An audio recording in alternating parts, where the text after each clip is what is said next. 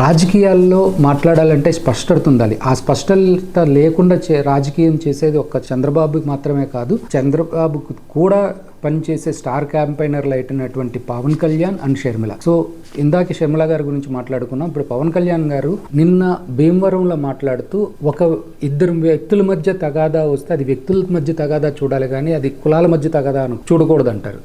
కానీ అదే విషయంలో అనంతబాబు అనే అతను కాపు కులానికి చెందినవాడు, ఒక ఎస్సీ అబ్బాయిని చంపేశారు కాబట్టి దాన్ని కూడా కులాన్ని చూడకూడదు అంటారు. కానీ అదే అనంతబాబు జైలు నుంచి బయటకు వస్తే బాస్ ఈజ్ బ్యాక్ అని చెప్పి బ్యానర్లు కట్టారని చెప్పి బాధపడతా ఉన్నారు. బ్యానర్లు కట్టింది ఎవరు? ఆయనకున్నటువంటి అభిమానులు. మరి ఆయనకున్నటువంటి అభిమానులు ఎవరో చేసిన తప్పుకి వైఎస్ఆర్సీపీకి ఏ విధంగా సంబంధం ఉంటుంది? సరే, సంబంధం ఉందనుకుందాం. మరి చంద్రబాబు నాయుడు గారు ఏమైనా కత్తి యుద్ధాలు చేసి స్వతంత్ర పోరాటం చేశారా, లేకపోతే ఇంకా దేని మీదైనా పోరాటం చేసి జైలుకి వెళ్ళారా? రాజమండ్రి జైలు నుంచి చంద్రబాబు నాయుడు బయటకు వచ్చినప్పుడు 14 గంటల పాటు ర్యాలీ చేసుకుంటూ వచ్చిన దాన్ని మరి ఏ విధంగా అభివర్ణించాలి పవన్ కళ్యాణ్? సో క్లారిటీ లేదు. అలాగే ఆయన కజిన్స్ మధ్య జగన్ తగాదా పెట్టారు, వాళ్ళిద్దరిని విడిపోయేటట్టు చేశారు అన్న అర్థం వచ్చేటట్టు మాట్లాడతారు. యాక్చువల్గా వాళ్ళిద్దరూ ఒకటేగా ఉన్నారంట.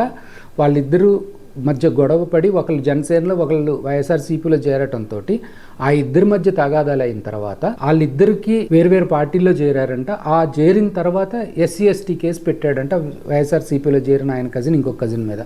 దీనికి మరి ఆయన పార్టీకి ఎలా సంబంధం ఉంటుంది? ఒకటి. రెండోది వచ్చేసేటప్పటికి ఇద్దరు కాపుల మధ్య తగాదా అయితే దాన్ని SC/ST కేసుగా ఎలా తీసుకుంటారు? సో ఇది అంత స్పష్టత లేకుండా మాట్లాడతారు.